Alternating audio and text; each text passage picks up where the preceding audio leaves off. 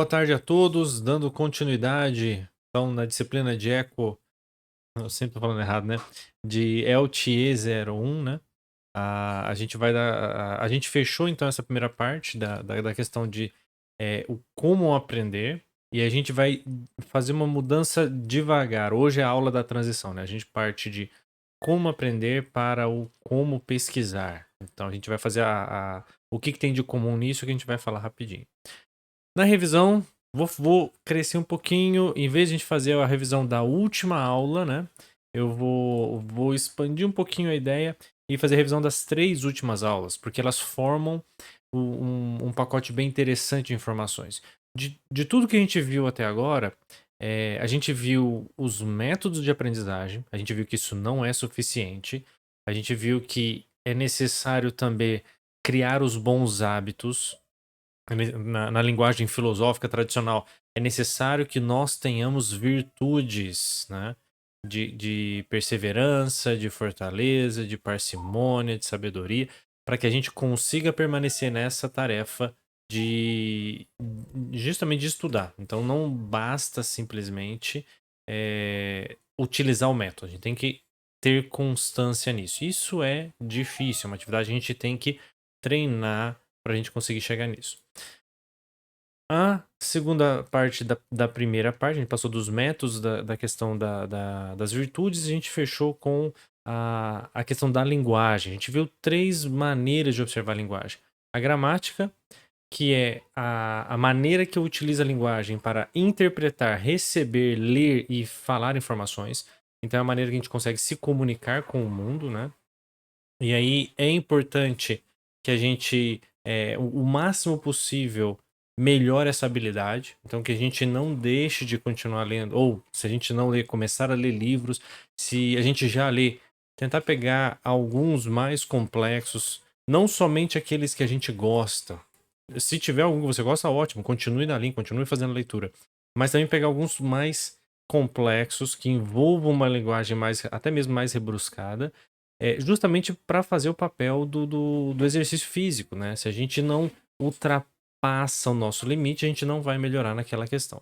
Então, isso em termos de utilização da linguagem como a ideia de receber informações, né? A ideia de a gente conseguir ler essas informações. Depois a gente passa por isso, e a princípio isso deveria ser o nível que a gente está chegando no ensino médio. A gente deveria chegar no ensino médio com isso aqui tudo certo. A gente deveria sair do ensino médio com a questão da lógica, pelo menos. Que a ideia é a gente conseguir utilizar o raciocínio para formular as lógicas nos mais diferentes áreas do conhecimento. Então, como é que eu raciocínio usando a minha linguagem, o meu processo dedutivo, para eu decidir, para eu entender como é que a física funciona, para eu entender como é que a matemática funciona, para eu entender quais são as relações históricas que aconteceram, por que que essas relações históricas aconteceram desse jeito. Então, era aplicar a estrutura que a gente tem do português nessas outras áreas da ciência. E entraríamos no ensino superior na ideia da retórica, né? Ou ainda um pouquinho do ensino médio e ensino superior. Copiando uma ideia lá da que a gente tinha do ensino tradicional. Mas a ideia, então, da retórica aqui, e é uma das competências que a gente gostaria de aprender, conhecendo gramática, conseguindo se expressar por textos, por informações, conhecendo os processos lógicos e aplicando eles agora em eletrônica digital, em eletrônica analógica, em automação, instrumentação, em microcontroladores, em programação, a gente conseguir enxergar, que é a ideia da lógica, enxergar algumas verdades, conseguir entender como as coisas funcionam e propor essas ideias para que elas sejam executadas, para que elas sejam feitas. Então eu vou propor para a minha equipe executar um determinado trabalho, eu vou propor para a minha equipe organizar uma determinada atividade de uma determinada maneira. Então para isso eu tenho que conhecer bem o que eu estou fazendo. Então, para nos ajudar nisso, depois que a gente já fez a etapa da gramática, a gente já fez a etapa da lógica, aí sim, a gente tem uma verdade, a gente tem uma ideia que é funcional, que é boa, porque a gente gastou um tempo nela, a gente vai propor ela. obviamente que é importante a maneira com que a gente fala. Então não adianta simplesmente você ter a melhor ideia do mundo se você não consegue expressá-la e convencer as pessoas que aquela ideia é boa. E aí onde entrariam os métodos específicos de persuasão, comunicação e apresentação. Nunca nos esquecendo do conteúdo, tá? Você até consegue utilizar os métodos de persuasão, de comunicação, de apresentação para convencer alguém de uma ideia falsa ou de alguma coisa que não tenha conteúdo. Mas isso não se sustenta durante muito tempo e não é o que a gente quer. A gente não está querendo cometer um conjunto de falácias aqui, né? A gente quer realmente conseguir pegar todo o trabalho duro que vocês vão fazer nos próximos 4 anos. Quando vocês entrarem na empresa, trabalhar com projeto de desenvolvimento, todo o empenho que vocês vão colocar no projeto de vocês e conseguirem explicá-lo e convencer as pessoas do que tem de bom ali. Óbvio, nada é 100% bom, né? Na verdade, quase nada é 100% bom. Mas o meu projeto vai ter, então, alguns problemas. Ele não vai ser 100% bom. E ser claro, olha, eu tenho essa e essa vantagem. Eu tenho essa e essa desvantagem. Vamos colocar na mesa qual que é a melhor solução, o que vai funcionar, o que não vai funcionar. É exatamente essa a ideia. Então, a gente veio até agora comentando em métodos de aprendizagem. A gente passou um pouquinho pela questão de como a linguagem nos ajuda no processo de aprendizagem e com a ideia da lógica, um pouquinho de como ela nos ajuda na questão da pesquisa, né? Mas o que a gente tem feito até agora é o como. A gente ainda não estudou o que. Então a gente vai entrar hoje no o que. Então, o que é esse conhecimento que eu estou tentando aprender, tá? Então, recapitulando um pouquinho, né, como funciona o aprendizado. Basicamente, a gente precisa vivenciar, a gente precisa ter experiências. Então, as coisas só entram na nossa mente através dos nossos sentidos. Então, a gente precisa ter essa experiência, seja exercício, seja vivência, seja percepção, seja assistir uma aula, seja fazer um exercício. Eu preciso vivenciar alguma coisa. Com essa informação, eu delibero, eu faço uma reflexão, eu comparo com coisas que eu já conheço, e esses dois processos me ajudam a armazenar isso na memória. Então eu posso armazenar os fatos. Então eu olho e falo assim: hoje o Rodrigo tá com a camisa listrada. Beleza, então hoje, quarta-feira, o Rodrigo tá usando uma camisa listrada. Isso é um fato. Posso tentar armazenar fatos e eventos, seriam mais ou menos a mesma coisa, ou correlações. Então, olha, um fato que a gente sabe, né? O Rodrigo tá usando uma camisa listrada. Um segundo fato, a gente tá comunicando via internet, utilizando um protocolo de compactação de imagens baseado no JZip, no MPEG, alguma coisa assim, que é um protocolo digital. E a estrutura que nós utilizamos para compactação de imagens é uma estrutura, via de regra, matricial e quadrada. Então a imagem é quadrada, os pixels são quadrados.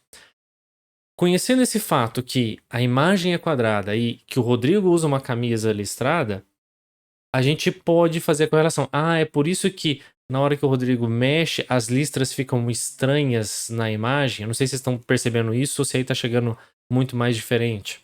Mas em uma determinada situação, as listras ficam certinho. Dependendo da posição que eu coloco, parece que tem listra que some, parece que tem uns serrilhados que aparecem.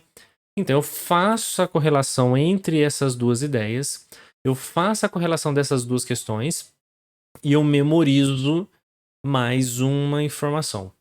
Então a minha memória ela vai vir da minha experiência das coisas que eu tô vendo, ela vai vir da reflexão que eu vou fazer em cima de algum fato, e agora deve estar todo mundo aí prestando atenção na minha camisa toda hora que eu viro para esquerda e para direita. Mas essa reflexão me leva a criar uma imagem, me leva a criar uma memória. Esse efeito que vocês estão vendo aqui, ele se chama, se eu não me engano, chama Moire, M-O-I-R-E, tá? É um efeito de quando você tenta fazer uma representação de linhas retas em um ambiente digital onde você não tem necessariamente não está alinhado onde você tem a sua matriz rodando. Então, Beleza, agora a gente memorizou esse conjunto de informação. Só que, de novo, a gente veio comentando até agora o como. Ah, tá. Isso tudo que a gente está apresentando aqui é como isso funciona. Agora, Rodrigo, o que eu estou tentando memorizar? Quais experiências que eu quero ter? Ou seja, qual é o conhecimento que a gente quer aprender, né? Voltando lá da aula, na sexto slide da primeira aula, conhecimento, um conjunto grande, né, de definições, a gente vai pegar a definição 4, né? Aqui a gente está utilizando a ideia de conhecimento de domínio teórico ou prático de uma arte, uma ciência ou uma técnica. Então, ter bons conhecimentos de eletrônica, de português, de cálculo, de física.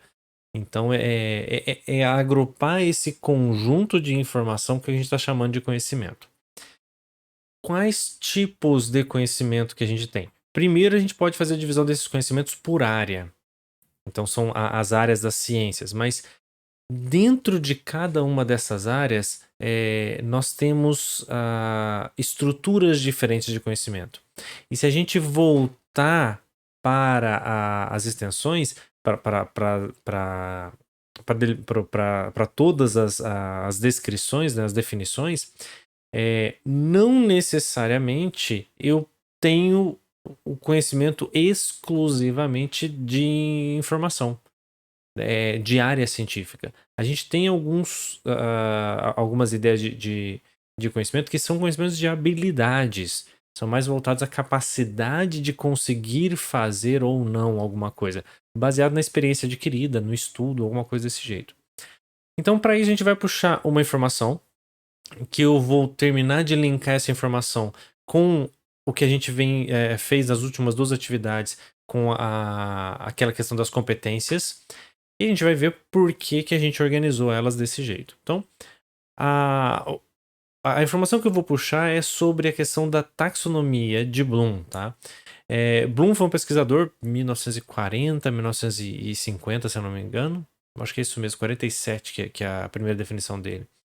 E qual que é a área de estudo dele? Ele falou assim, olha, existem diversos tipos de conhecimentos, existem diversos tipos de aprendizado. Então, nós podemos ter um aprendizado afetivo, onde nós estamos preocupados com a nossa capacidade de entender as emoções, cognitivo, que é o que a gente entende mais como aprendizado, que é o estudo mais formal, é o pensamento, é uma coisa mais de pensamento, e um terceiro domínio, que é o psicomotor. O psicomotor é aquela habilidade física que você tem de fazer alguma coisa. Igual a gente já comentou algum tempo atrás. A criança, ela aprende muito mais cedo a se expressar, ou seja, ela tem uma capacidade cognitiva de algumas atividades muito mais cedo. E às vezes ela leva um tempo maior, inclusive, por exemplo, para aprender a amarrar o sapato, que é uma habilidade psicomotora. Então, na teoria da aprendizagem, a gente tem técnicas e metodologias que você atua com criança para ensinar ela a desenvolver habilidades motoras. Então, tradicional, né, para habilidade motora fina, o que você faz? E se você tem um filho, a maioria aqui não, mas se você tem uma criança pequena, um irmão, uma coisa, você quer um sossego? Se ele estiver ali na faixa de 2, 3 anos de idade, só que assim, ele vai te dar um certo sossego, mas você vai ter que continuar olhando ele. O que acontece?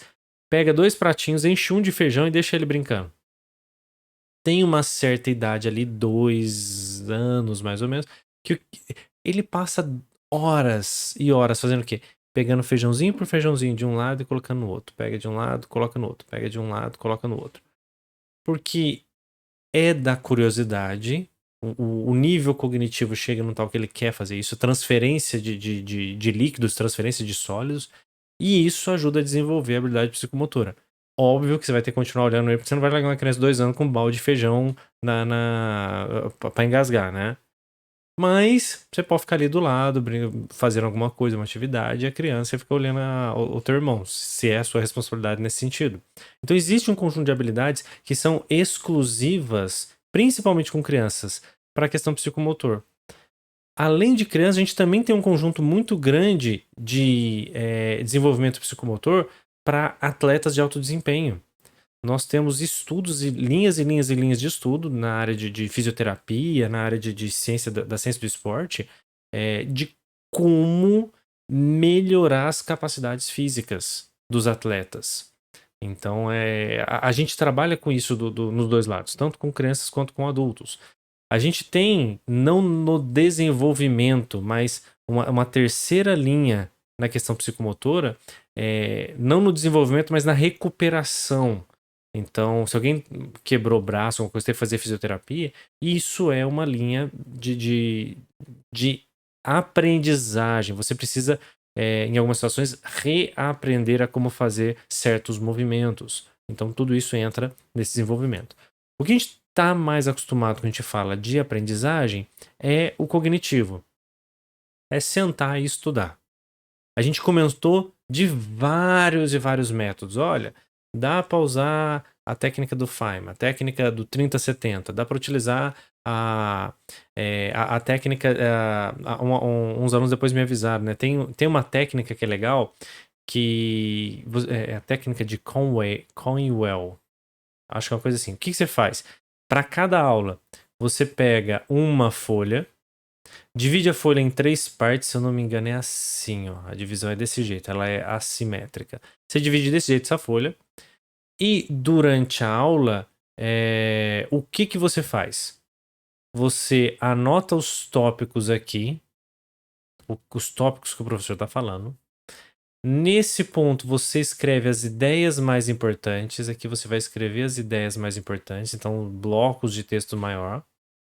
E aqui embaixo, aí é um quadrado só, né? Você escreve uma ou duas frases que resumem a coisa mais importante da aula. Então, o que isso acontece? Ela te dá espaço para você escrever coisas de maneira bem rápida, tópico, alguma coisa. Te dá espaço para você escrever frases ou ideias, ou às vezes um desenho, um diagrama mais interessante. Mas o importante disso é a mesma coisa da técnica do Feynman. É você resumir. É você passar por um processo de tentar entender aquela ideia e como é que você resume e extrai o mais importante daquela ideia. Tá? Então essa é uma maneira bem interessante da gente aprender. A última coisa interessante, de maneira geral, da questão da taxonomia de Bloom é, via de regra, nós temos muito poucas opções ou estruturas formais e disseminadas para a gente aprender o domínio afetivo. Então a gente vai comentar cada um deles para vocês entenderem um pouco mais os procedimentos, tá? Então, a taxonomia de Bloom, ela visa... A ideia é uma taxonomia, então o que o Bloom fez? Ele criou um conjunto de divisões hierárquicas. Então, taxonomia é você dar nome às coisas. Então ele falou assim, olha, eu vou dar nome para as etapas ou para os tipos de Desculpem, para os tipos de conhecimentos que existem, né? E aí tem um certo motivo, tem algumas questões um pouco hierárquicas aí em cima deles, né? Que um acaba precisando do outro. Mas a ideia geral é isso, é descrever a taxonomia. A primeira vez que ele fez isso, eu acho que é em 1947, se eu não tô me errando o número agora. E hoje eu tô sem cola mesmo, então a chance de eu errar é 100%. Essa primeira taxonomia, ele corrigiu depois, teve um grupo de professores, de pessoas que pesquisam na área, e se eu não me engano até mesmo ele que na verdade o Anderson, que trabalhou junto com ele, revisou parte desse documento, fez alguns ajustes, que é a taxonomia que a gente chama de taxonomia revisada de Bloom, que a gente vai apresentar. Então, apesar de eu estar chamando aqui de taxonomia de Bloom, né, esses verbos, na verdade, são da taxonomia revisada de Bloom. Mas vamos lá para os 3 domínios, né? O afetivo, o psicomotor e o cognitivo. O domínio afetivo, ele visa tentar entender como é que a gente aprende a lidar com outras pessoas. Então, como é que eu lido com outras pessoas? Como é que eu converso? Como é que eu trato as minhas emoções? Minhas com outras pessoas. Como é que eu lido com coisas boas, com coisas ruins que aconteceram. Então é nessa linha de trabalho. O psicomotor é mais simples, né? É físico, é aprender a manipular as coisas. E o cognitivo é a gente conseguir processar as ideias de uma maneira mental, né? Colocá-las, entendê-las dentro da nossa maneira. Aqui estão os verbos antigos, tá? Você sabe se é a nova ou se é a antiga, porque o antigo é knowledge e a nova é o remember. Remember. Essa aqui é a taxonomia antiga. A taxonomia nova mudou o cognitivo. Esses dois aqui, eles deixaram basicamente do mesmo jeito. Que a cognitiva ela é muito importante para a gente, principalmente quando a gente está planejando um currículo, quando a gente está pensando em estruturar um estudo formal de uma determinada área do conhecimento. Então vamos dar um zoom no domínio afetivo. O que ele fala? A gente tem 5 níveis, e a ideia da taxonomia dele, do Bloom, é os 3 domínios eles possuem uma estrutura, de certo modo, hierárquica. Então, para eu conseguir executar as atividades de um nível superior, eu tenho que entender, e eu tenho que ser capaz de entender as atividades de nível inferior. E no domínio afetivo a gente está tratando de relações interpessoais. Vou puxar o gancho já não me lembro o nome do vídeo, né? Mas daquele cara que participou da KKK, né? Da Ku Klux Klan, o negro que participou. E o que acontece?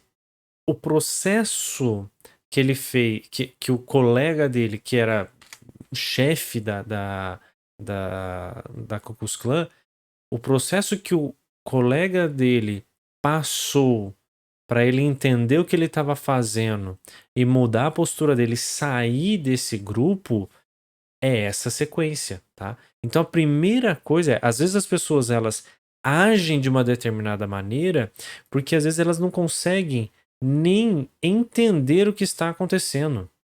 Então aqui, a pergunta que a gente faz quando a gente quer saber se a pessoa, se o aluno está desenvolvendo nessa linha. O aluno, ele está ciente ou ele responde ao ambiente que ele se encontra? Então, às vezes, eu não tenho ideia do que está acontecendo aí em volta, né? O bom de dar esse tipo de aula agora é que, como tudo é polêmica, né, tem exemplos à vontade para a gente atuar. A questão de, vamos fazer, vamos fechar todo mundo em casa ou não, né? Não, mas aí você tem os dois lados, né?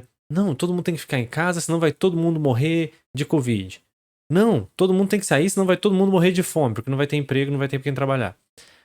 Pera aí. Alguém parou com calma e falou assim: ó, vamos ver todos os fatos, vamos tentar entender o que está acontecendo, vamos tentar. Ou você está simplesmente imparcial. As coisas acontecem e você não tá nem aí.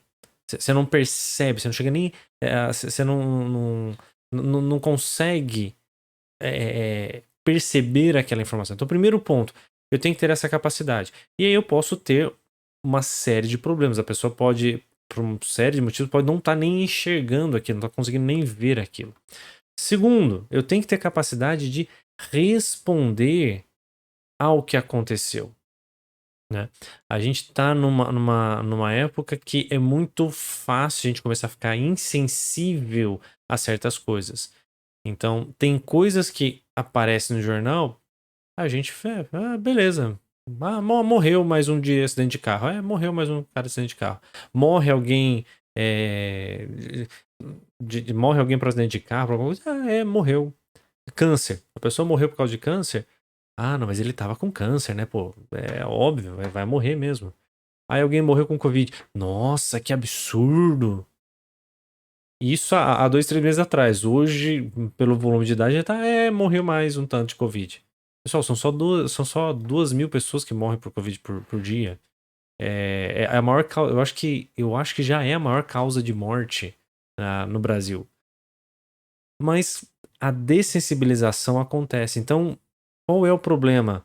Às vezes a gente enxerga alguma coisa, a gente tem uma experiência e não apresenta resposta nenhuma.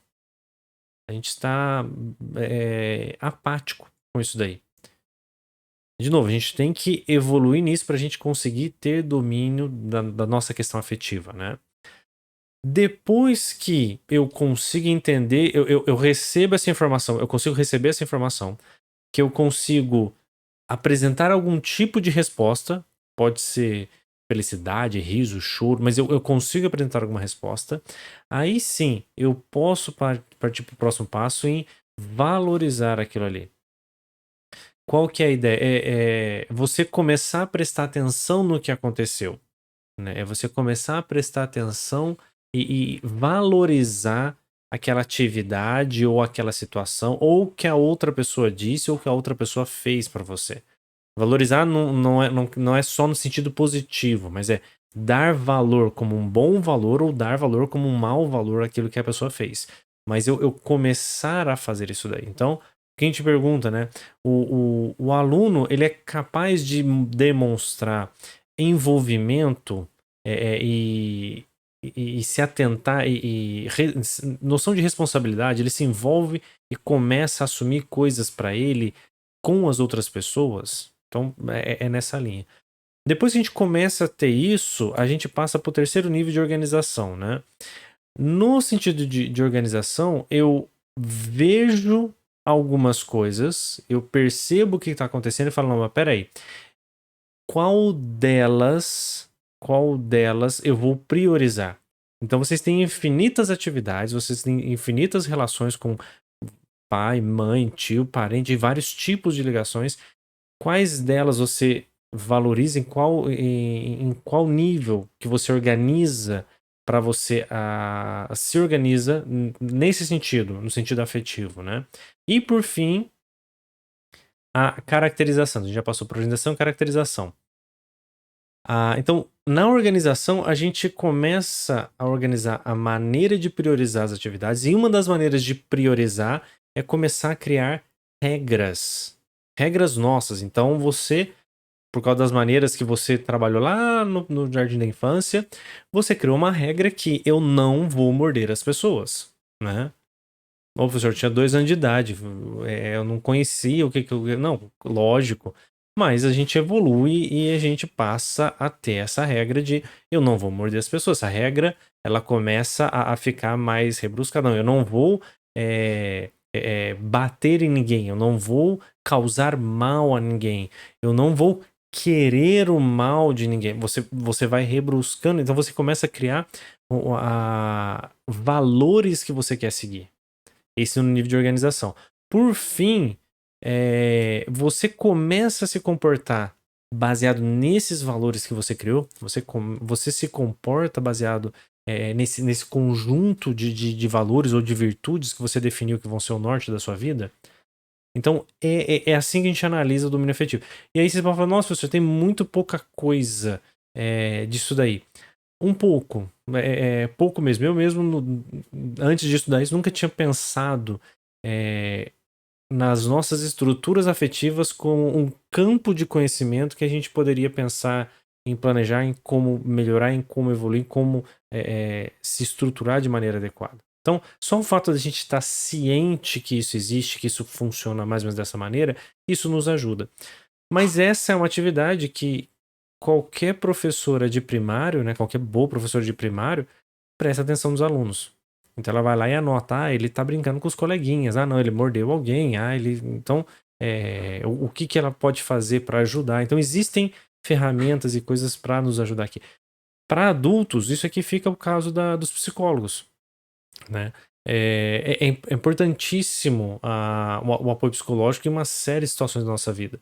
Então aqui é uma das linhas de trabalho que os psicólogos vão atuar. Então a gente consegue ter apoio nessa questão. Isso no domínio afetivo. O segundo, domínio psicomotor. Isso aqui é o físico, tá? A primeira coisa é igualzinho afetivo, né? Primeiro eu tenho que perceber que alguma coisa é possível, psicomotoramente falando. Então eu tenho que ser capaz de sentir o tato. Eu tenho que ser capaz de experimentar. Eu preciso enxergar que a bola existe, né? Existe uma etapa da evolução do ser humano que é a etapa da persistência das coisas. O que é isso? A criança até uma certa idade, você mostra a bolinha para ela. Se você esconde se você põe a mão na frente da bolinha, ela acha que a bolinha sumiu. Ela acha que a bolinha desapareceu. Ela foi engolida pelo espaço-tempo.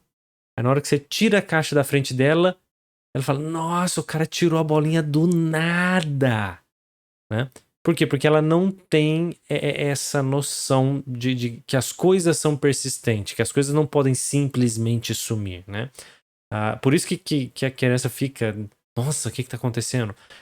Porque ela vai aprender isso. Então, com isso e mais algumas habilidades, a gente começa a ser capaz de perceber o mundo. A gente consegue entender as atividades que vão guiar os nossos processos físicos, nossos processos motores.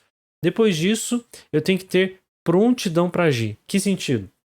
Eu tenho que ser capaz de executar aquela atividade. Eu tenho que ter uma capacidade. Então, assim, não adianta. A criança sabe que o chão é para baixo, ela sabe que ela quer chegar em um determinado lugar. Então, ela vai andar. Não, às vezes ela não está fisicamente capaz para poder andar, porque as pernas não estão firmes. Às vezes as pernas são fortes, elas estão firmes, mas ela não está ainda mentalmente capaz para andar. Né? Por quê? Porque não chegou na etapa de desenvolvimento. Então ela não consegue coordenar aquilo ali.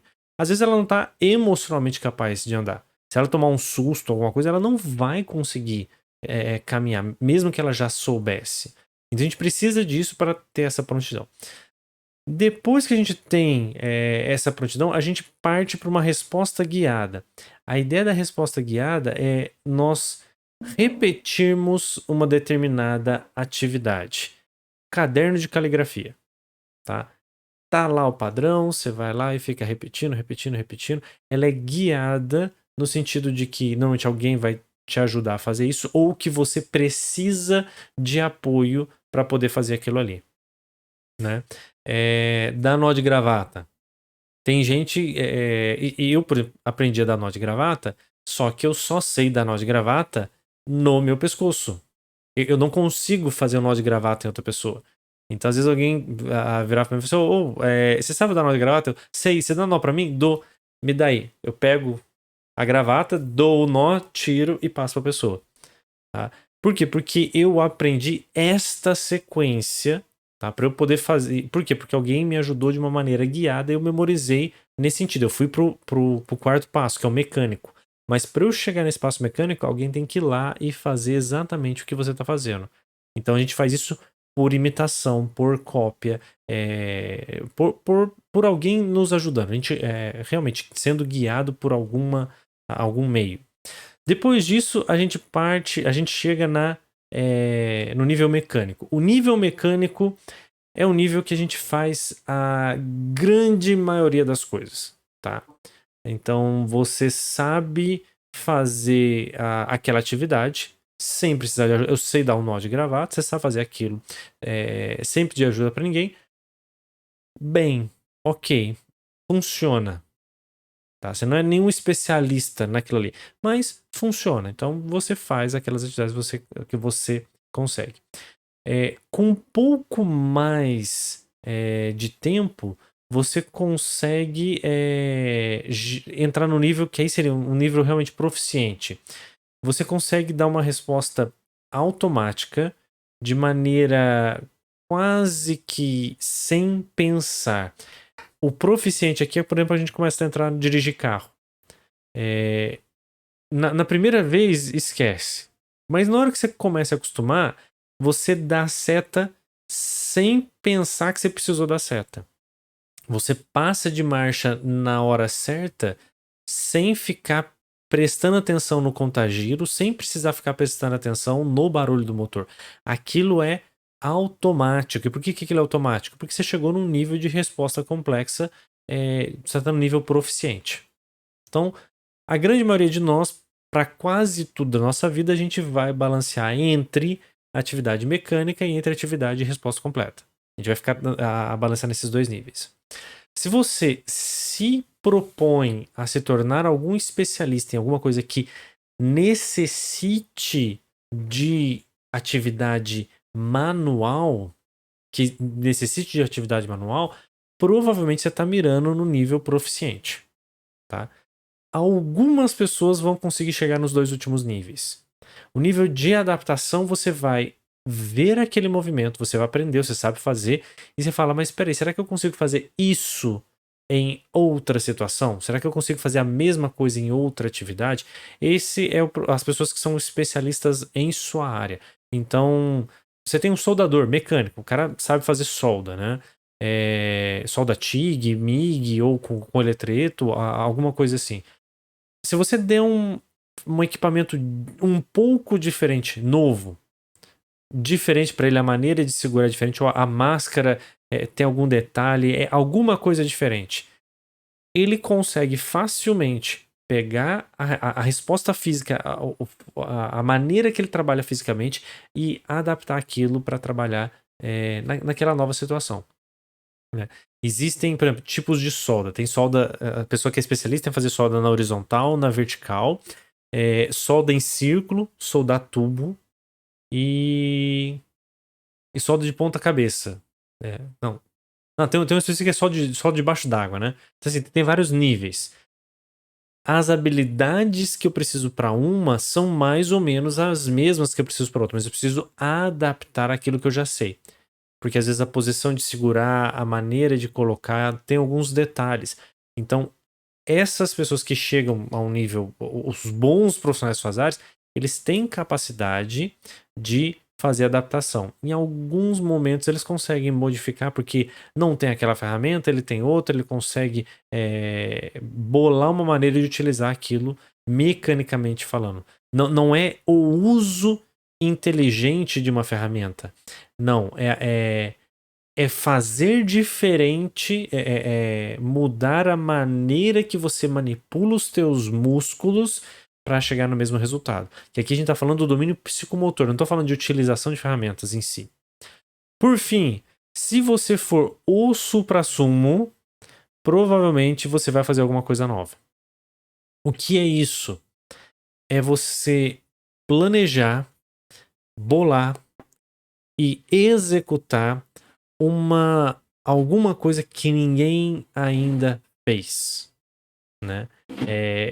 Fazer alguma atividade nova. Isso é muito comum, o mais explícito, não é que é muito comum, né? Mas o mais explícito é na ginástica artística.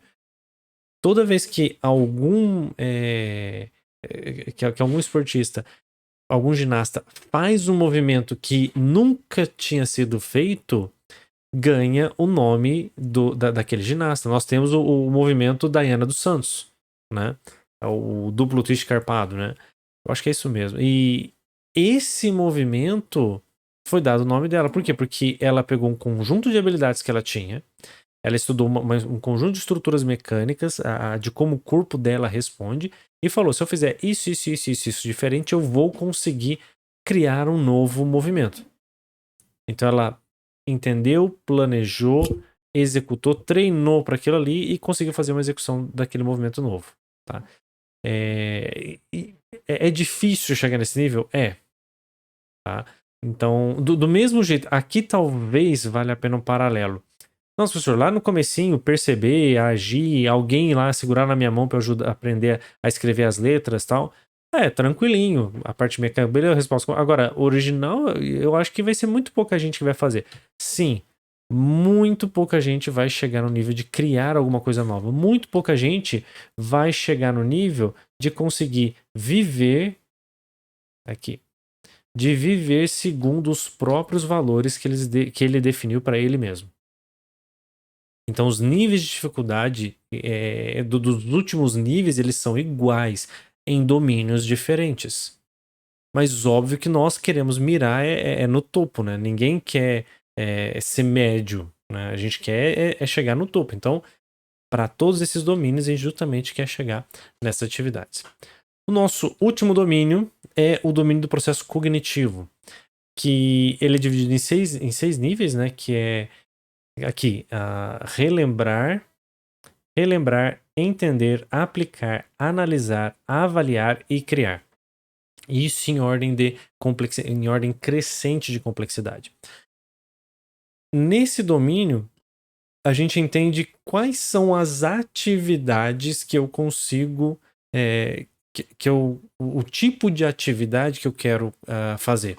Então eu posso querer fazer o quê? Eu posso querer me lembrar das coisas. Eu quero memorizar. Não, eu quero entender. Só que eu não consigo entender se eu não lembrar dos fatos, né? Para eu entender alguma coisa, eu tenho que ser capaz de lembrar as definições, o que acompanha aquela coisa. Existe um pouco de discussão se isso é estritamente hierárquico ou não, mas uma das. Pelo menos, aí é pessoal, tá? Uma das linhas que eu gosto de analisar de alguns autores é as 3 primeiras, elas são hierárquicas. Hierárquicas. O que isso quer dizer? Você não faz a da frente se você não souber a de trás. Então, você quer saber usar o teorema de Kirchhoff para resolver um circuito. Para usar o teorema, não tem mágica. Você tem que ser capaz de entender o teorema. Isso quer dizer que você tem que ser capaz, por exemplo, de interpretar a definição daquele teorema. Você tem que ser capaz de dar exemplos de como aquele teorema é utilizado.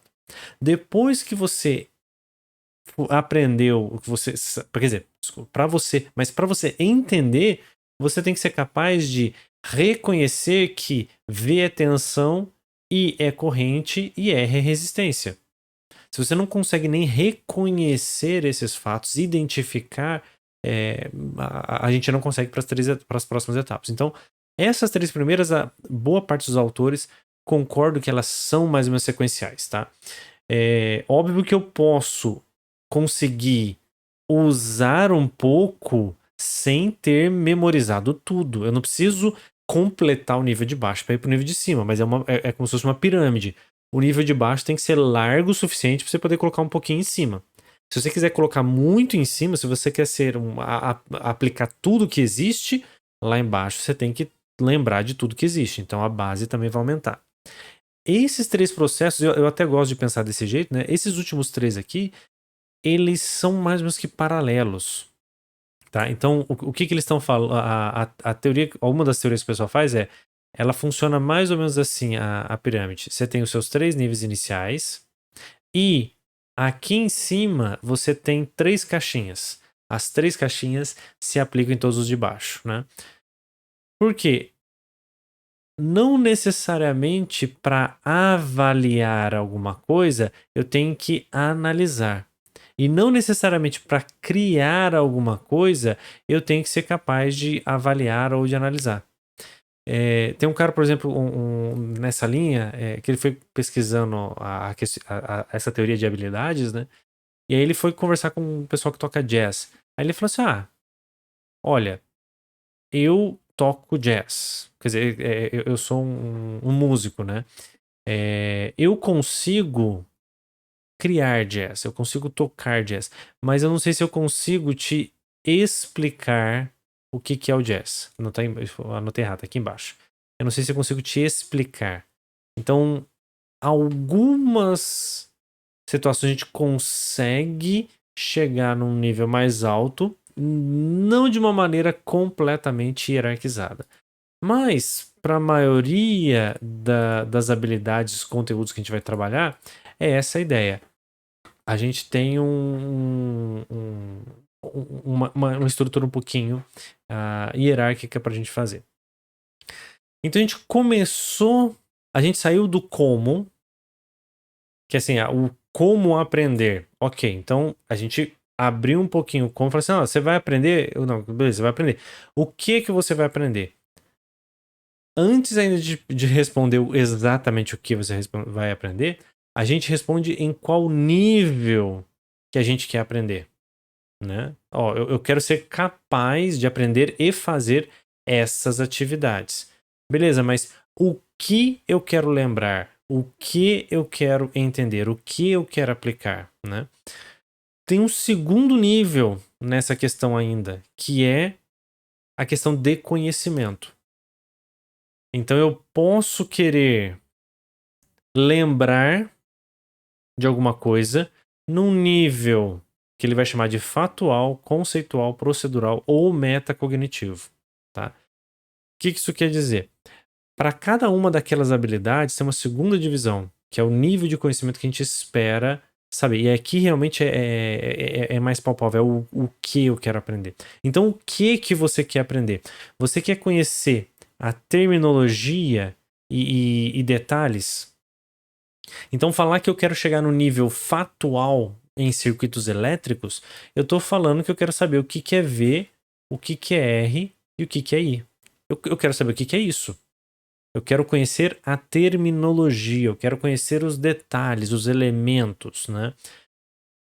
Isso não resolve. Nível fatual, via de regra, não vai servir para quase nada, tá? Pensando como engenharia. Então, se você conhece alguma coisa em nível dos fatos, você consegue conversar com alguém.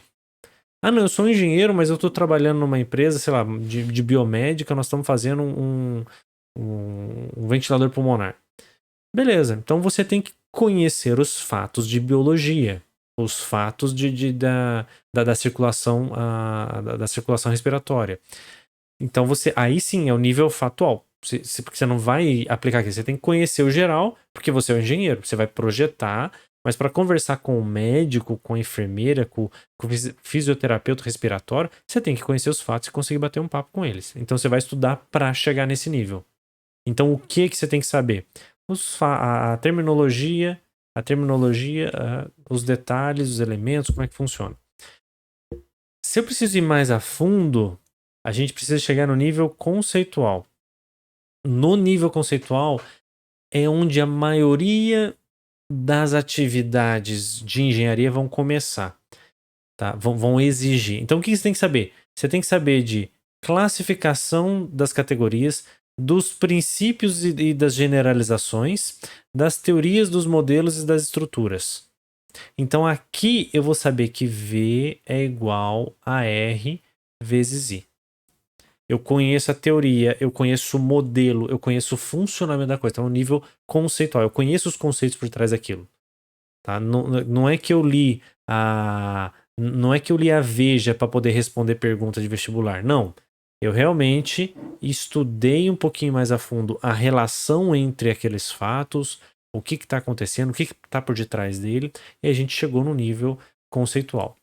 O nível procedural é o nível conceitual plus, né? A gente vai conhecer detalhes específicos de alguns algoritmos. Então, em vez de conhecer só V igual a RI, por exemplo, você vai ver agora que como é que é? CI, na verdade, é igual C dVdt, né? Porque você tem aqui uma componente que não é um resistor linear, que evolui ao longo do tempo porque ele armazena energia. Ah, tá bom. Então você sabe que V é igual a RI, você também, no nível fatual, você também pode falar que a potência é igual a RI quadrado. Então você fala, olha, eu vou dissipar uma potência no nível de RI quadrado. Mas o meu resistor pode não ser o resistor perfeito. Então ele pode ter algumas outras coisas embutidas. Então eu sei que a minha resistência ela varia, ela tem um ΔR de acordo com o ΔT. O valor dela muda com a temperatura.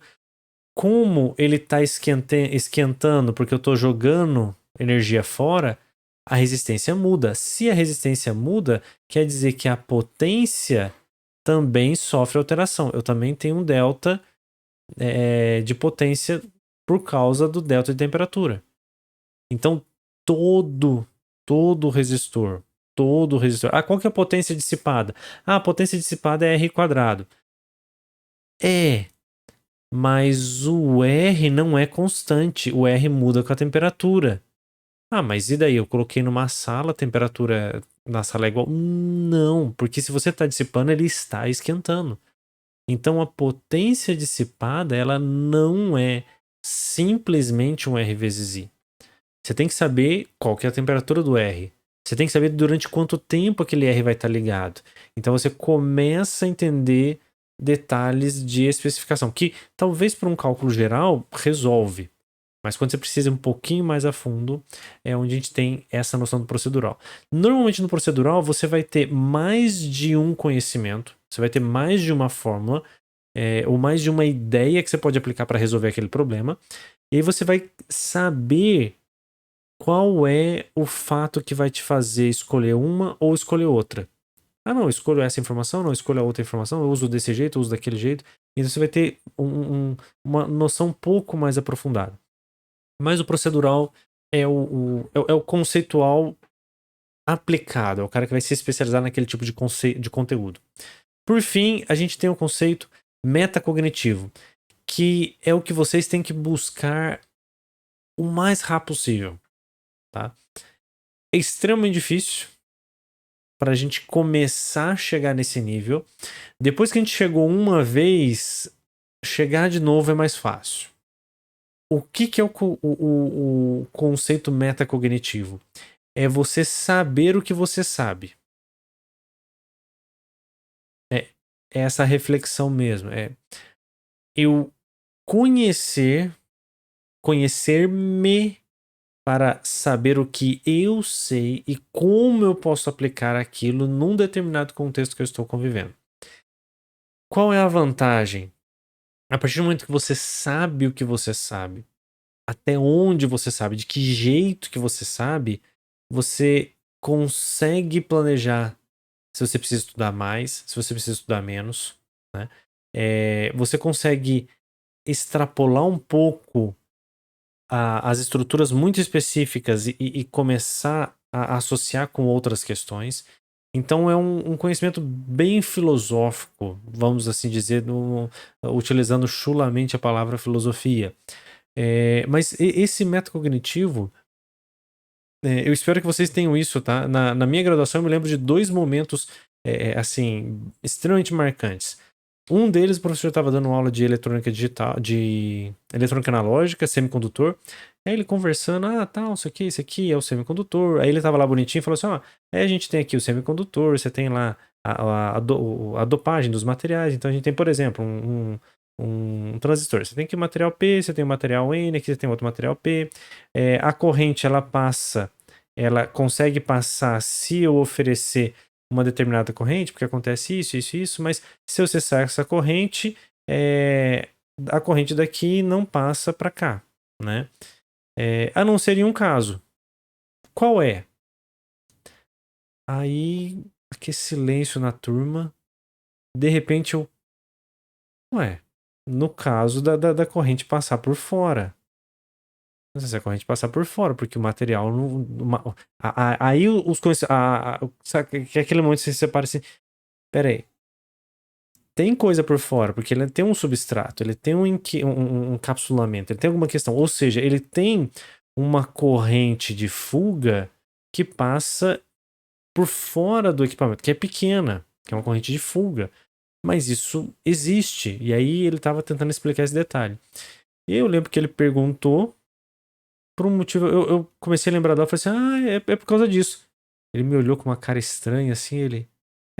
E continuou dando aula. Eu acho que ele não estava esperando que alguém fosse responder. Muito mais que fosse acertar. Não fique imaginando que eu sou a pessoa mais inteligente do mundo, não, tá? Eu sou a mais inteligente da minha casa quando eu estou sozinho. Né? Eu acho que a afirmação é correta.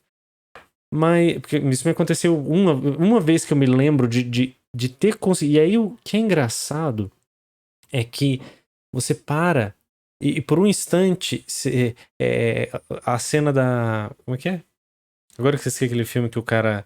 Eu não sei se é aquele filme que o cara dorme e acorda todo tatuado, depois vai descobrir o que aconteceu. Mas tem uma cena que o pessoal fez um meme que é aquele cara olhando assim, passando aquele monte de número na frente, assim.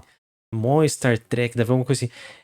É mais ou menos isso que você se sente. Porque você para e fala: cara, então isso é por causa de tal coisa que aconteceu lá atrás, que eu vi.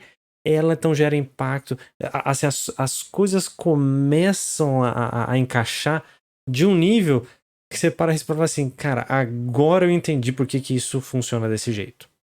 Esse é o nível metacognitivo. É o nível onde você consegue associar por que aquele conhecimento faz sentido perto dos outros conhecimentos que você já tem. Então, assim, é um nível complicado num certo momento de ir, porque a nossa formação não nos ajuda a pensar. E essa é a parte ruim, né? Normalmente a gente está preocupado em aplicar para baixo, a gente nunca está preocupado em tentar criar alguma coisa mais nova, porque se você aplicar certo no vestibular, você vai passar. Não tem por que você ficar avaliando, criando, não. Então, normalmente a nossa formação não nos ajuda, mas é importante a gente tentar migrar para esse lado. Por quê? Porque vocês tomaram uma decisão de romper num nível bem crítico a formação de vocês. Se saíram da formação tradicional que a gente tem no padrão Brasil e entraram numa escola de engenharia, independente de qualquer escola de engenharia. Óbvio que vocês escolheram a melhor eletrônica do Brasil, mas em qualquer engenharia, o nosso caminho é rumo ao metacognitivo. Por quê? Porque eu vou resolver problemas, e essa é a definição de engenheiro. Você quer ser um bom engenheiro? O que você vai fazer? Você vai resolver problemas que não têm soluções. Você vai resolver problemas que nunca antes foram solucionados, né? Se o problema já foi solucionado, já tem solução, cara, pega pro fabricante, pega o catálogo, pega o nome da solução, compra e instala. Isso não é engenharia. Engenharia é criar coisas novas. Então a gente quer mirar nesse nível. Como é que a gente chega? Com um pouco de trabalho, com esforço a gente consegue, e a gente organizou algumas coisas para ajudar a gente a chegar nesse nível. O que acontece? Esses dois níveis, o do conhecimento e o nível da cognição, né, cognitivo, eles na verdade formam uma matriz, né? Então esse aqui é o mapa que a gente tem. E a ideia é que nós queremos chegar em uma determinada área com um determinado nível. Qual nível eu quero para cada uma das áreas? Vai depender do que a gente estiver fazendo. Por exemplo, eu posso. E aí as coisas não são tão simples a gente analisar. A gente tem que analisar as duas dimensões. Por quê? Eu posso querer que você simplesmente se lembre de coisas. Hoje eu só quero que vocês terminem a disciplina aprendendo a ler alguma coisa, né? O Afonso falou ponto cego, eu me perdi onde ele perguntou isso, tá? Se eu puder explicar um pouquinho, eu tento de ajudar. Mas sim, eu posso simplesmente pedir que vocês se lembrem de um fato. Mas eu posso só pedir para vocês se lembrarem de um fato. Exemplo, por favor, lista para mim quais são as cores primárias e secundárias. O primário é verde, vermelho e azul, se a gente estiver falando de tinta. O secundário, verde com vermelho dá laranja, verde com azul dá roxo e verde com... Nossa, agora eu zoei, eu falei tudo exato, né? Verde, vermelho e azul, pensando em luz. Eu misturei tinta com luz. Luz, verde, vermelho. Deixa eu até anotar aqui, então vamos lá. Verde, vermelho e azul. São as três cores primárias, pensando em cor, emissão de cor. Verde mais azul, a gente tem uma espécie de ciano. Vermelho mais azul, a gente tem o roxo. E verde mais vermelho, a gente tem o amarelo. Né? Então, as cores primárias são essas três, as cores secundárias são as de fora. As de meia de fora. Beleza, eu só lembrei. Eu não preciso fazer nada especial. Agora, eu posso pedir para você se lembrar de coisas em um nível metacognitivo. Por exemplo, identifique as melhores estratégias para você lembrar de informações. Para você se lembrar de informações. Então, identifique as estratégias. O que você tem que fazer? Você tem que parar, voltar umas 8, 9 aulas e falar assim, olha, de todos esses métodos que o Rodrigo falou para estudar, qual deles funcionam melhor para mim? Então você só lembra dos métodos, mas você tem que comparar com a sua experiência e fazer uma reflexão sobre eles para você conseguir desenvolver. Eu posso, por outro lado, pedir para uma atividade que a princípio é uma atividade mais difícil de fazer, né, que é criar alguma coisa, mas eu posso dizer, eu só quero que você crie no nível de fatos. O que é isso? Faz um diário para mim. Não precisa fazer muita coisa não. Você vai criar um diário, que é uma coisa que nunca foi criada antes, mas você vai simplesmente só fazer um log do que está acontecendo. Você vai falar coisas que aconteceram no seu dia a dia. Tá? Então é um processo bem simples, mesmo que eu tenha uma competência de um nível muito complexo. Óbvio que para você criar um diário das coisas que aconteceram no seu dia, você tem que, de novo, é onde entra aquela questão que não é necessariamente hierárquica, mas você tem que ser capaz de se lembrar do que aconteceu, entender o que é importante, o que não é importante, quer dizer, entender os fatos e não simplesmente sair lembrando de cada pedaço de informação e analisar o que é importante para colocar lá no teu relatório. Então você acaba precisando de usar um pouco dessas habilidades, mas uma coisa mais simples. E a gente tem uma miríade de opções, de combinações, né? Entre esses casos. Então, para a gente fechar isso e começar um pouquinho do outro nível, a questão de como a gente adquire conhecimento cognitivo é estudo formal, é a gente conseguir estudar. No psicomotor, é repetir e executar as atividades. Lembra do feedback, a prática deliberada? A gente tem a prática deliberada através de exercício, mas também na atividade física. Você vai fazer, alguém fala, você está fazendo certo, você está fazendo errado, corrige aqui, corrige aquilo. E o afetivo? Vivência, viver experiências, tá? Então eu comentei um pouquinho, eu acho que em alguma das aulas, professor, a gente está à distância, não está tendo a mesma qualidade de ensino, as coisas talvez não sejam muito legais. Concordo, tem uma série de coisas que não são interessantes. Por outro lado, conseguir passar por essa etapa que é difícil, a mudança de maneira de estudo, de escola, isso tudo à distância, com a questão remota, passar para isso, vocês estão tendo uma oportunidade de vivência que as habilidades, principalmente afetivas, que vocês estão ganhando com isso, vão te ajudar depois no mundo real. Né? E aí, sempre que a gente vê uma dificuldade, pensar de uma outra maneira, falar assim, olha, o que eu posso tirar dessa experiência? Depois que eu passar por isso, lá na frente, na hora que eu olhar para trás, o que isso vai ter me ajudado na minha experiência de vida, na minha experiência profissional? E não tem como. O meio afetivo, uma das únicas maneiras que a gente tem de evoluí-lo é através da vivência, é através dessa força de passar pelas atividades e fazer sim um pouco de reflexão, de entender o que está acontecendo, como está acontecendo, o que a gente pode tirar de boas oportunidades disso daí. A questão da contemplação, que é o último nível, né, o metacognição. Como é que a gente chega nesse cara, né? Eu comentei com vocês que é importante a gente tentar chegar nisso daí. Alguns pontos bem simples, né? Primeiro, reflitam sobre o conhecimento que vocês têm. Então, e em qualquer situação. Terminou a aula, você fala, cara, não entendi nada da aula de hoje. Por quê? Falta bagagem? Eu entendo o que está acontecendo, eu não entendo o que está acontecendo. Utilize, então, essa faculdade que a gente tem de inteligência e fala assim, olha, será que eu sei, até onde eu sei, quanto que eu sei, o quanto que eu preciso, quanto que eu não preciso?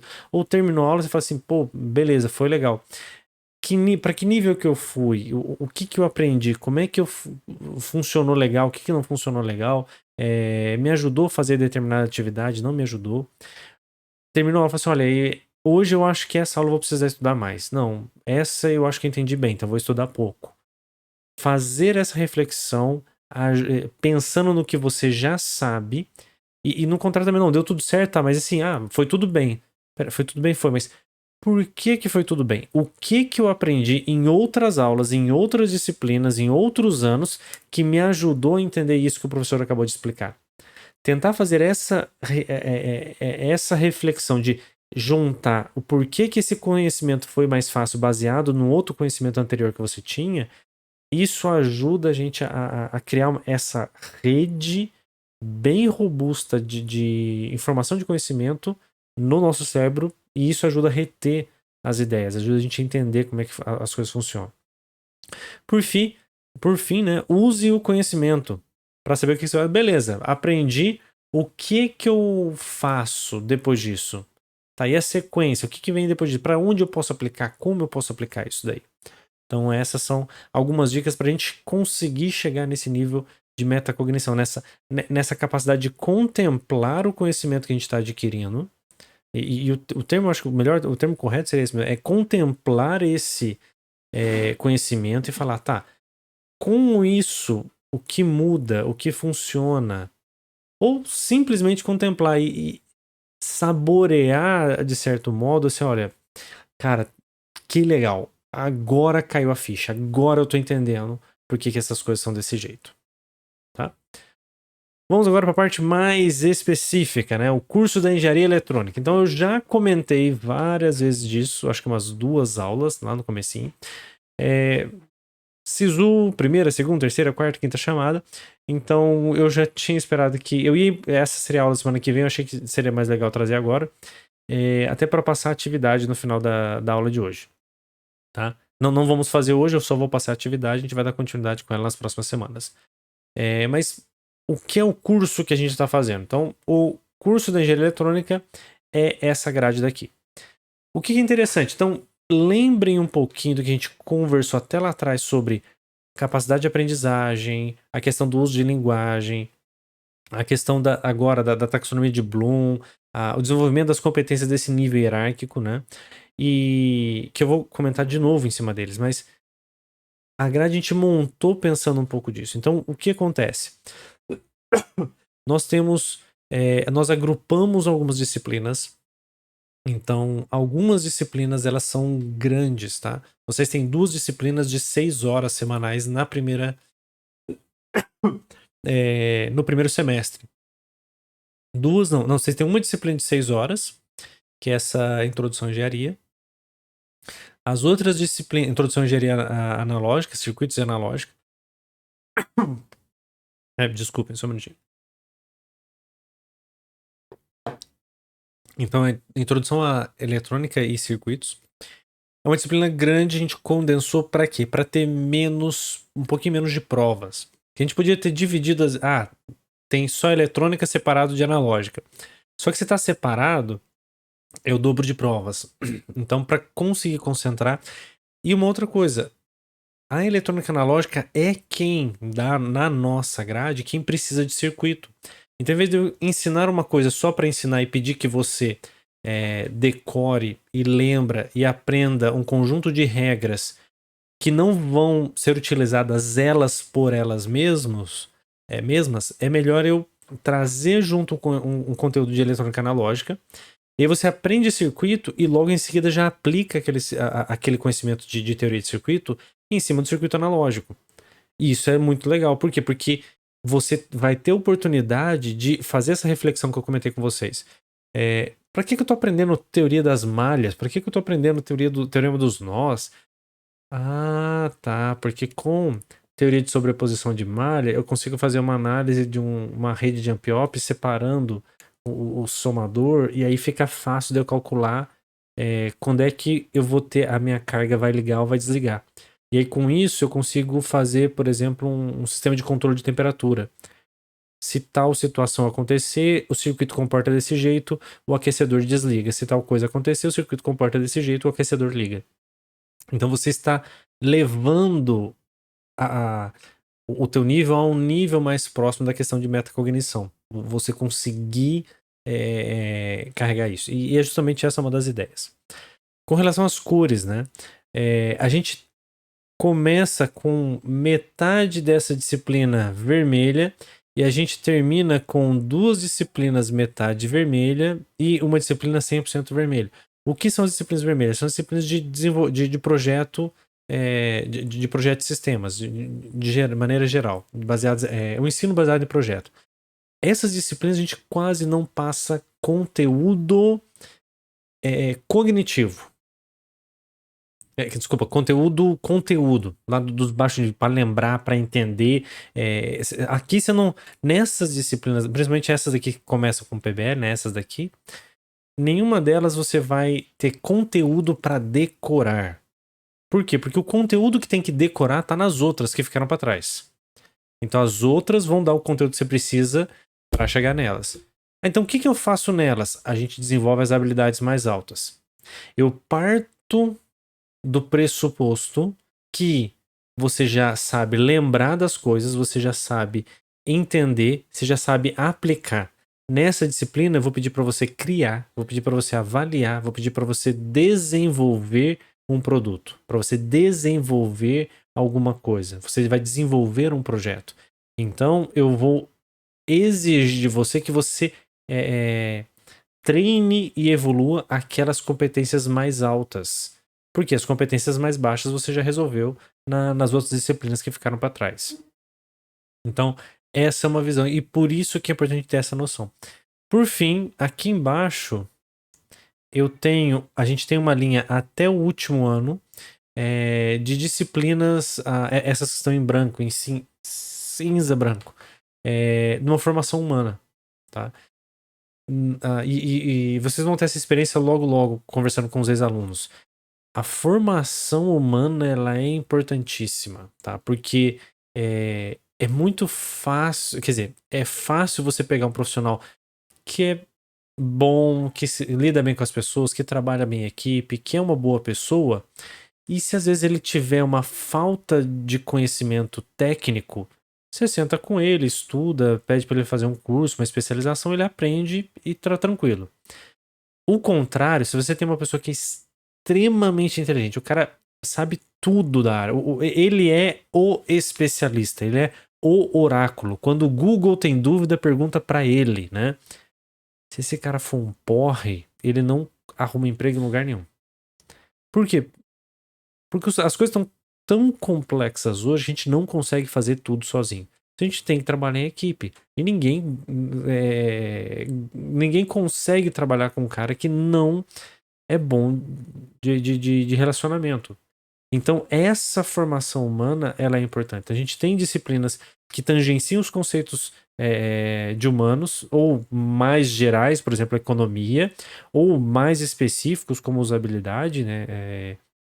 Até mesmo a questão da área de humano, de comunicação interpessoal. Então, todas essas questões a gente agrupa nessa linha de disciplina para a gente poder formar não só o profissional técnico, mas também o profissional humano. E isso é uma coisa muito importante de vocês manterem na mente.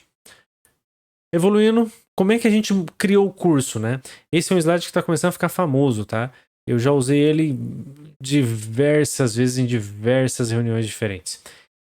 Isso é como a gente criou o curso. No comecinho alguém falou assim: Rodrigo, a gente então a gente é rato laboratório? Exatamente. A gente bolou um curso novo, a gente planejou algumas estruturas novas, vocês são a primeira turma que estão fazendo. Mudou muita coisa? Razoável. 20% do curso, 10, 20% do curso é novo, é zero bala.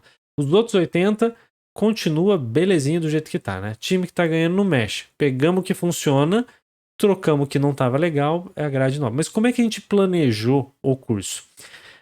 A coisa mais importante que a gente fez é definir quem é o profissional que eu quero formar. Então, hoje, nós, professores da Engenharia Eletrônica da Universidade Federal de Itajubá, temos uma noção muito clara de qual é o perfil de aluno que a gente quer formar. É isso, ponto final. Sem discussão, a gente tem uma noção bem clara. Ok, o que é? Eu quero formar um engenheiro. Eu não quero formar um cara com diploma de engenharia. Eu quero formar um cara que vai entrar no mercado de trabalho e vá resolver problemas, vá desenvolver projetos. Então, um desenvolvedor de projetos. É um solucionador de problemas. É bem específico que a gente quer fazer. Ok. Com isso, quais são as competências que esse cara tem que ter para ser capaz de fazer isso? Ele tem que ser capaz de A, B, C, D, E, F, G. Ok. Depois que a gente sabe dessas competências, quais são as habilidades que eu preciso para cada uma dessas competências? Eu quero que o cara saiba projetar produtos eletrônicos.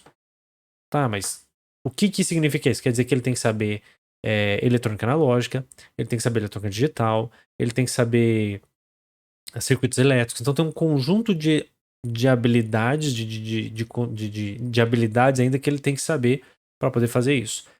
Ok, com essas habilidades, qual é o conteúdo que eu preciso para poder cumprir essa atividade. Ele precisa saber de eletrônica analógica, porque ele vai fazer placa, ele vai colocar produtos de sinais analógicos dentro da placa. Que conteúdo que ele tem que saber? Não, então, beleza, em eletrônica analógica ele tem que saber diodo, FET, JFET, ele tem que saber transistor PNP, transistor de potência. Aí a gente começou a listar cada uma dessas, dos conteúdos que a gente quer. Tudo isso alinhado com essa primeira linha que está aqui, que é o perfil do egresso. Depois que a gente tem isso, foi muito fácil. E literalmente foi muito fácil. A gente gastou, eu acho que uns 6 meses aqui, mais uns 6 meses a um ano aqui, mais uns 4 meses aqui, mais uns 2 ou 3 meses aqui e 1 dia e meio para fazer a estrutura. Por quê? Porque eu já sei o que tem que ter na grade, eu já sei qual que é a importância, já sei qual que é a sequência, aí é só colocar as caixinhas e chegar nessa figura aqui, tá? Então foi mais ou menos essa sequência que a gente fez. O que eu quero focar hoje são nas competências, porque agora tem uma coisa legal. Vocês conhecem mais coisas, a gente consegue ir um pouquinho mais a fundo nelas. E por isso que eu fiz aquela pesquisa com vocês há 3 semanas atrás e a gente fez aquele exercício de harmonização das notas na semana passada. Essas são as 5 competências técnicas. Ele tem que o egresso tem que saber de matemática, física, química, hardware, software, programação de dispositivos, instrumentação e conectividade. Competências pessoais e profissionais. Ele tem que saber gerir um projeto, tem que atuar com ética segundo a legislação também, e ele tem que ter capacidade de aprender sozinho. Interpessoais, ele tem que ter capacidade de comunicar com outras pessoas e de trabalhar em equipe. O CDIO são as capacidades de... esse é um termo em inglês que a gente usa nessa linha. Conceive, Design, Integrate and Operate. Então tem que ser capaz de engenheirar, se eu for traduzir para um português simples, que é a capacidade de conceber, planejar, implementar e operar sistemas, né? Nisso a gente tem duas grandes competências. Usabilidade, que eu vou fazer alguma coisa, mas essa alguma coisa é para alguém, eu tenho que entender quem é esse alguém para eu fazer uma coisa que é útil para ela, senão a gente vai chegar em uma atividade que não... A gente vai chegar numa solução que ninguém usa e isso não funciona. E a capacidade de projeto, é sentar e fazer o projeto mesmo, né? É sentar e fazer isso. Então essas são as 12 competências do curso. Rodrigo, tudo isso é importante? Lógico que não, né? Existem gradações, existem níveis de importância que até agora a gente não tinha como conversar. A partir de agora a gente tem. Por quê? Cada uma delas, a gente fez um esforço bem grande, deixa eu só temporariamente, cadê meu mouse? Sumir daqui, né? A gente fez um esforço de dar notas, por assim dizer, para cada uma delas, para a gente tentar saber a importância relativa. Então, como é o curso de engenharia eletrônica da Unife? Vocês estão vendo a parte técnica dele, tá aqui. Isso é o que a gente espera do nosso ex-aluno. O nosso ex-aluno vai conseguir desenvolver atividades de hardware no nível de criar coisas novas e num nível também procedural, entendendo exatamente os detalhes de funcionamento do hardware. Ele também vai ser capaz de avaliar, analisar, aplicar e entender. Então, quando alguma coisa está nesse nível, tá aqui ó, o quadro vermelho dela, né? Na verdade, ela obedece tudo que tem para trás. Então, em firmware, ele avalia, analisa, aplica, entende e lembra, mas ele chega no nível de avaliar as soluções de software, analisar qual delas é melhor e aplicar e implementar uma delas. Ele não vai criar coisas novas que não existem, porque o nosso curso é um curso de eletrônica, não é um curso de programação, não é um curso de computação. Mas no curso de eletrônica eu tenho que avaliar as opções. Isso também no nível procedural. Então, no nível de entender os conceitos mais a fundo, os processos por detrás dos conceitos. Já instrumentação e conectividade, a gente também chega no nível de avaliação mais conceitual. Mas, Rodrigo, instrumentação, medir as coisas, isso não é da eletrônica? É. E conectividade? Não estamos falando de IoT, não estamos falando de um monte de coisa, internet, agora tem o 5G, NB-IoT. Isso tudo não era para a gente aprender um pouco mais? Mais ou menos. Se alguém quiser ficar aqui 10 anos, a gente pode conversar, né? Mas, pessoal, não tem mágica, tá? Ou a gente foca em algumas pra gente sair bem naquilo, ou você vai fazer tudo muito mais ou menos. Então a gente acabou focando em hardware e firmware. São as duas grandes competências. É a cara do nosso curso, é desenvolver produtos eletrônicos. Nós queremos desenvolver produtos eletrônicos. Agora, instrumentação e conectividade, nós temos um conhecimento muito bom. Nós conhecemos os conceitos no nível de avaliar quais deles são bons e como eu aplico aqueles no meu produto. Óbvio que a gente não vai chegar no nível procedural. Eu não vou entender a diferença em cada um dos modelos de antenas, porque isso fica para o pessoal de engenharia de telecomunicações. Rodrigo, então o firmware não deveria vir para cá, porque firmware é computação. Eu não preciso entender tão a fundo computação, senão eu teria feito computação. Você não está errado na sua argumentação. O problema é que cada vez mais a gente tem tanta programação na eletrônica que é o caminho que a gente precisa seguir. Então, a gente viu uma necessidade, inclusive conversando com os ex-alunos que passaram pelo curso que vocês estão passando, eles falaram, olha, eu estou sentindo falta de ter aprendido um pouco mais de programação. Tá? E a gente tem que pensar o seguinte, esses alunos estão sentindo falta hoje, vocês vão se formar daqui a 5 anos. A tendência que a gente tem no mercado hoje é que cada vez mais tenha mais programação dentro dos sistemas eletrônicos, porque o processador está ficando muito barato. Então eu prefiro colocar um processador e programá-lo do que desenvolver um hardware, que é mais caro e mais demorado. Por fim, matemática, física e química. Ela está no nível 3B. O nível 3B é o nível mínimo que o engenheiro precisa ter para poder fazer alguma coisa. Por quê? Ele tem que ser capaz de aplicar os conceitos na vida real. Então ele vai ser capaz de pegar os conceitos de matemática, física e química e colocar eles para resolver os problemas da vida real, resolver os problemas que ele vier a enfrentar.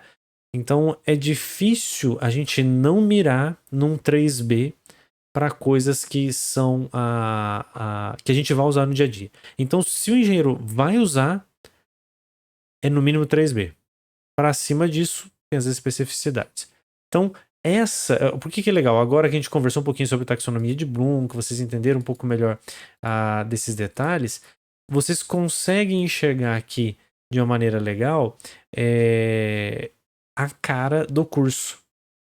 Vocês conseguem ver que tipo de profissional que a gente quer formar, o sentido. Óbvio que a gente tem um conjunto razoável de optativas, então se você quiser se especializar em qualquer uma das outras áreas, seja bem-vindo. A gente tem atividades complementares de pesquisa, de iniciação científica, que fica a teu critério migrar e fazer alguma delas, tá? Então, mas isso é um engenheiro médio, um engenheiro padrão que vai sair do curso de engenharia eletrônica da Unifei, vai ter essa cara. Nas competências pessoais, aqui eu estou juntando a pessoal, interpessoal e as outras, essa é a cara que a gente quer dar. E o que tem aqui de interessante?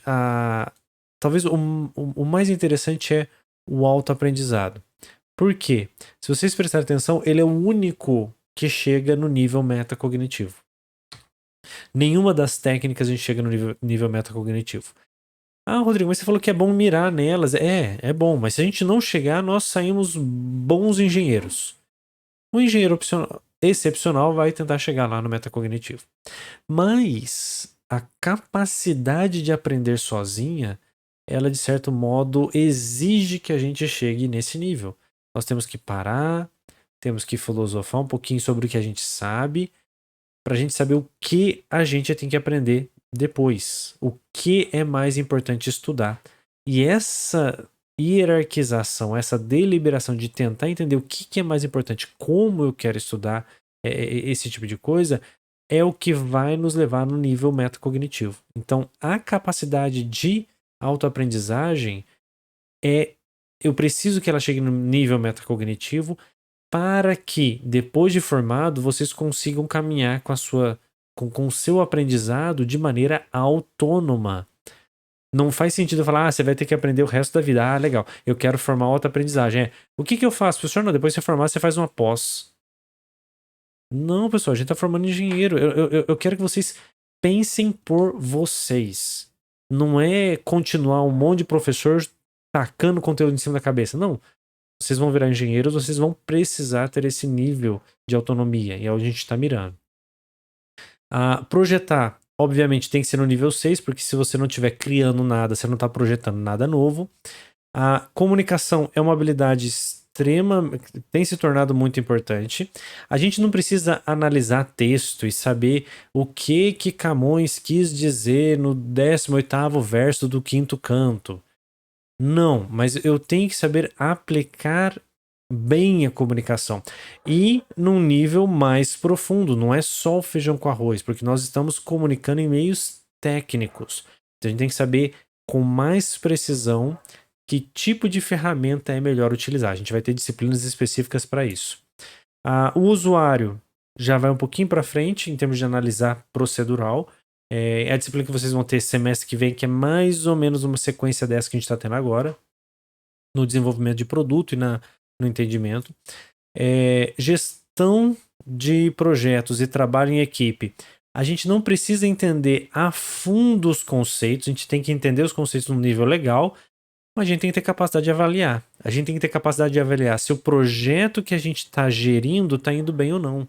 A gente tem que ter capacidade de avaliar quem da minha equipe não está trabalhando legal e por que ele não está trabalhando legal. A gente tem que levar no nível um pouquinho mais alto.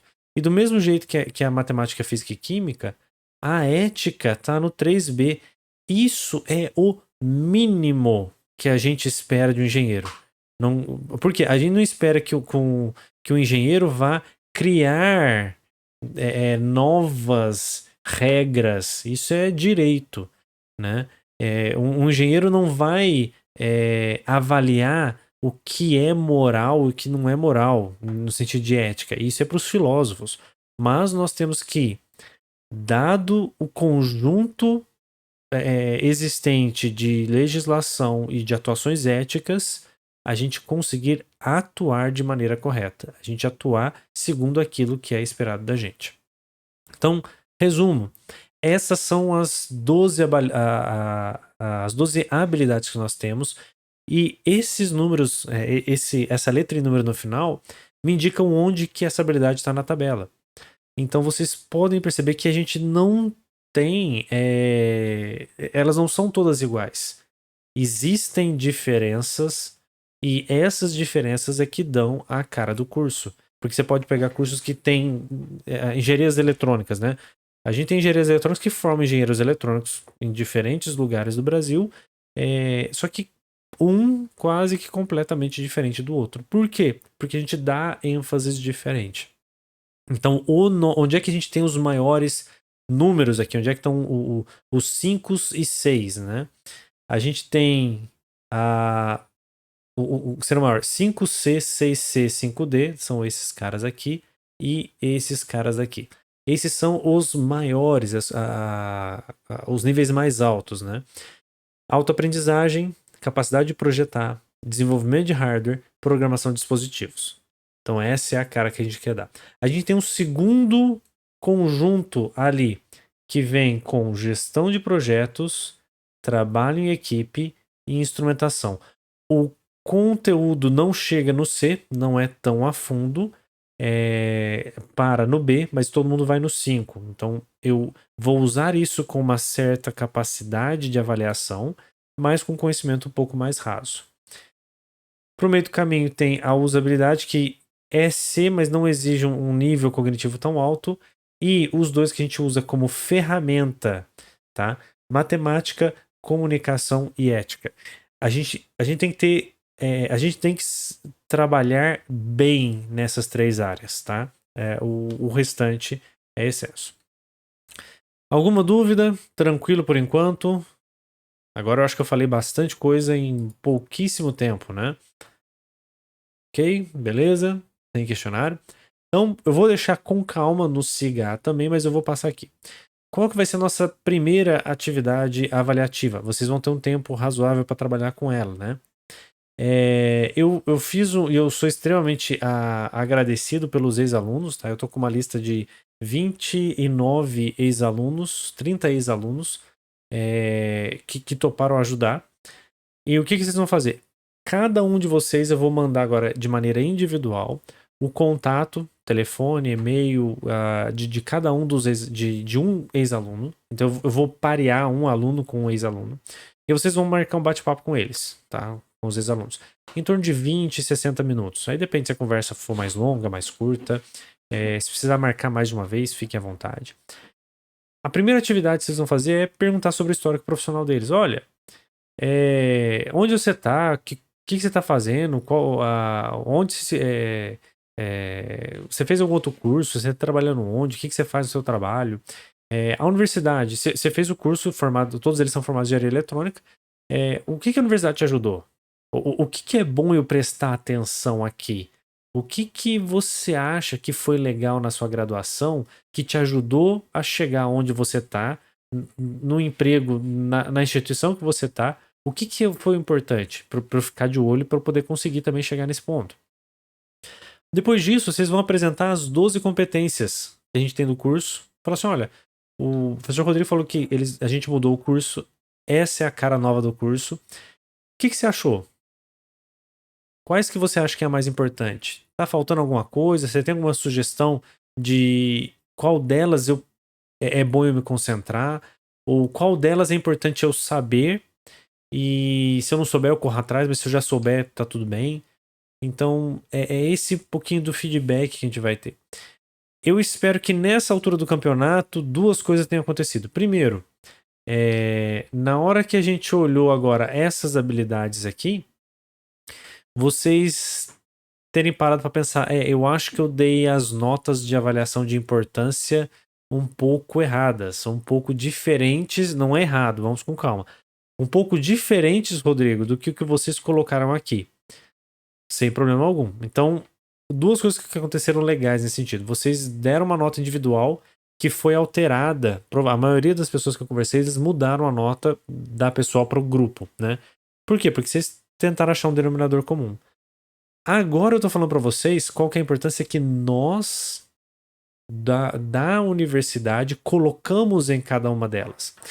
Não quer dizer, por exemplo, que algum de vocês ache interessante a parte de conectividade. Então, conectividade, eu entrei no curso de eletrônica por causa disso, né?